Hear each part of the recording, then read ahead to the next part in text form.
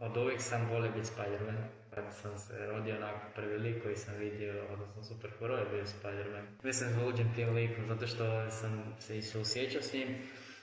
Jer on je bio kao neki smart guy, ali povučen dosta. Ja sam isto tako bio u svojim prvim godinama osnovnoškolskog obrazovanja i jednostavno mogu sam se poistovjetiti s tim karakterom i kad god bi čitao taj strip, uvijek bi mislio, kako bi bilo dobro biti Spider-Man jednog dana. I odjednom onak, mogu bi ja biti Spider-Man, mogu bi se ja fakat onako bući onako i bit on zapravo i širiti tu pozitivu, ono što je jako mali i sam uvijek htio vidjeti onako uživo Spider-mana. Prvi cosplay onako nikad. I to se bavimo kraja 10. mjeseca 2018. godine, znači već je prošlo, ajmo reći nekih pol godine, taman pol godine je dobro prošlo.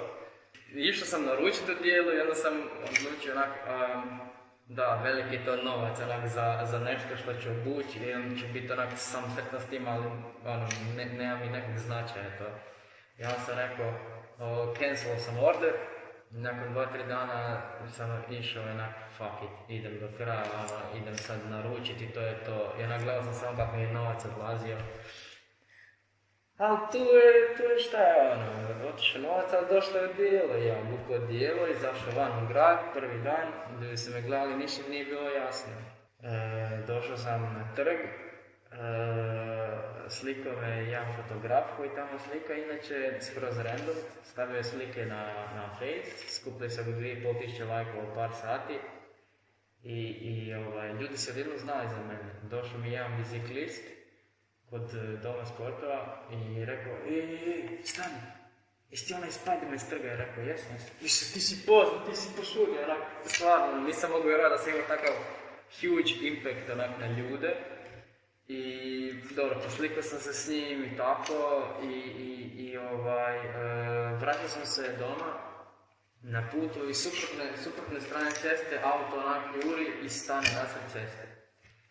Tip izađe iz auta, viče Spider-Man, znači zaustavi promet, onak izlazi iz auta da uzme selfie sa mnom. Ja nisam mogao vjerovati što je tip je bio lud. Prvih par tjedana je bilo dosta teško jer sam se morao fokusirati na to kako da ja budem onak Spider-Man, kako da budem što autentičniji s njim, pa sam shvatio da sam moram opustiti i raditi ono što mi najbolje ide i što želim raditi i što želim prenijeti poruku onako ljudima, a to je onak, samo dođi, mislim ne mogu se nasmijati onak imam masku, ali mogu drugi nasmijati tako da je to main point i uživam u tome.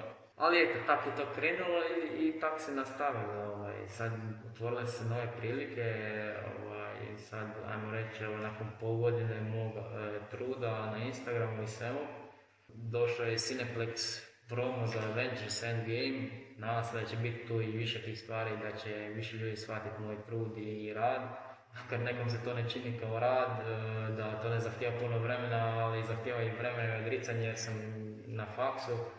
Postoje predavanja, seminari, ispiti, kolokvi, sve i to uzimam vremena, zato što prvo da bi se organizirao dan, ja uvijek trebam odrediti koliko će vremena biti vani, na kojem mjestu treba doći do tog mjesta, treba ići nekam, treba se odvući, treba se skinuti, ko će me skinuti, ko će me slikat, ko će me snimati i tako. Ima puno toga, a ljudi misle da se ja samo pojavim i odem, tako da dosta ima faktora za uzeti u obzir.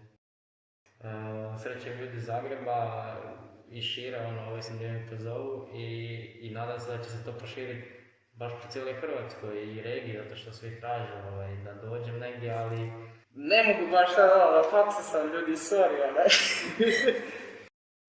Imaš još što za reći, možda? Želite raditi to što radite, kao što ja radim, znači nemojte misliti da je, nešto se dogodi i to je sad kraj.